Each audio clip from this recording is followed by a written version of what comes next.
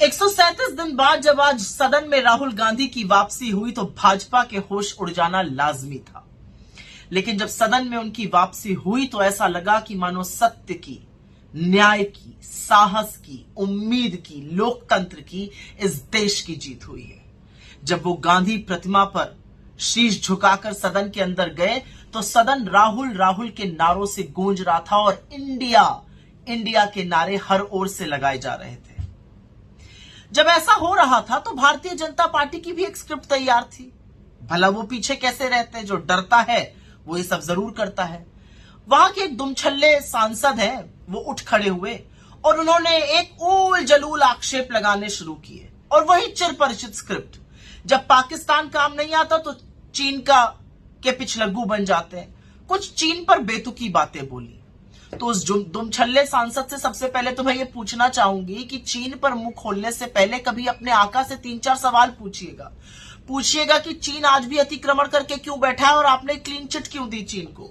पूछिएगा कि 18 बार चीन को से मिलकर करते क्या थे। पूछिएगा कि 20 जाबाजों की शहादत का बदला गलवान में चीन को घुसाकर बैठे हुए हैं और लाल शर्ट पहनकर चीनी राष्ट्रपति का स्वागत करते हैं।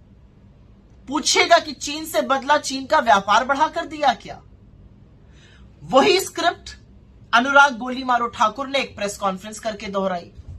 पर इससे फर्क नहीं पड़ता है। इससे फर्क इसलिए नहीं पड़ता है क्योंकि इस देश के सामने सबसे ज्वलंत मुद्दा मणिपुर है। मणिपुर अब 3 महीने से ज्यादा हो गए 97 दिन से जल रहा है, धू धू करके जल रहा है। वहां पर बच्चे, लड़कियां, महिलाएं झुलस रही हैं। सुप्रीम कोर्ट ने आपको आईना दिखाया है, आपके खुद के एमएलए ने आपको आईना दिखाया ये कह के कि यह राज्य प्रायोजित हिंसा है। आपका एक एमएलए इतनी बुरी तरह से घायल हुआ है हिंसा में कि वो लकवा ग्रसित है। राज्यपाल ने कहा है त्रासदी बहुत बड़ी है, मैंने ऊपर वालों को बता दिया लेकिन कुछ हुआ नहीं है। सुप्रीम कोर्ट ने तो यह तक कह दिया है कि वहां के पुलिस और सरकार के बस में कुछ नहीं है, स्थिति पूरी तरह से नियंत्रण के बाहर है।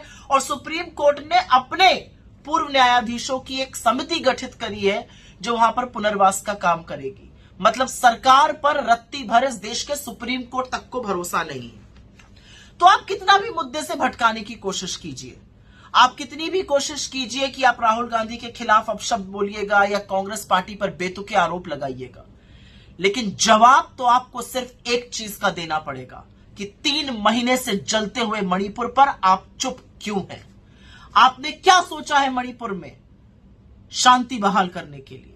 78 दिन तक इस देश का प्रधानमंत्री इतनी भयावह स्थिति पर चुप रहता है और मुंह खोलता है 36 सेकंड के लिए, जब वो अमानवीय दरिंदगी की हर हद को पार करने वाला वीडियो सामने आता है।